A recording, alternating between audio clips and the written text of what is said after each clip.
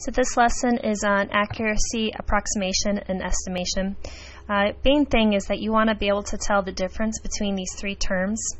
If we have an exact answer, that means that there has been no rounding done before or after the problem.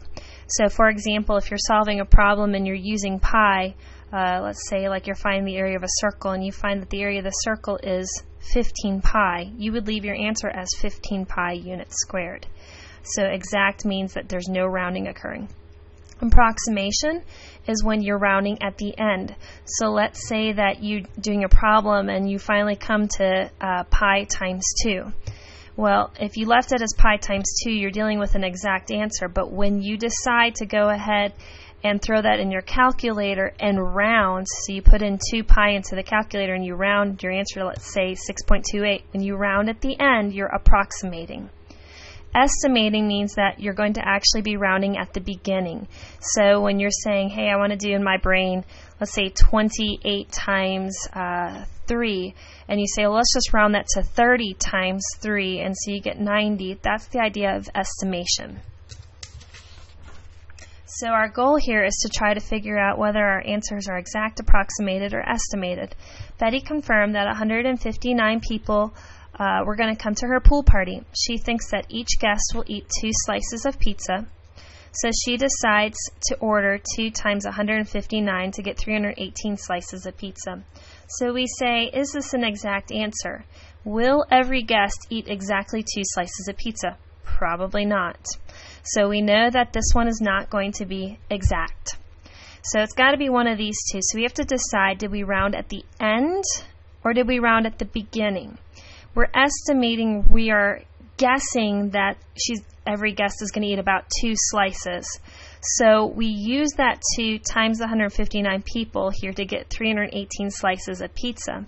Did we round this 318? No. So we didn't round at the end, so we're done with approximated. We know that this is an estimate of how many slices of pizza she needs. If you look at this other example, it says Carol received 4 identical boxes of calculators at her store. The first box contained 20 calculators, so she determined that there was a total of 80 calculators within all her boxes. The main key phrase here is that she had identical boxes, which means they're exact replicas. So if she's got 4 exact replicas of these boxes and 20 calculators in each, 4 times 20 is 80, and that is actually an exact answer. There has not been any rounding that has occurred. She knows exactly how many she has. Finally, in this problem, it says Luke is drawing a college flag, UGA of course, using a right triangle. He finds the legs of the triangle should be 11 inches each, with a hypotenuse of 15.5 inches. Well, let's go ahead and do this. If we had 11 and 11 here, right triangle, and we're trying to find the hypotenuse, we would have a squared plus b squared equals c squared. So that's 121 plus 121 equals c squared. That is going to be 242 equals c squared. Inverse of squaring would be square rooting. So then we ask ourselves, is this a perfect square? Can we take the square root of 242 and get exactly 15.5 inches? And when you actually throw that into the calculator, you are not going to get that number. You're going to get a decimal that's much more drawn out.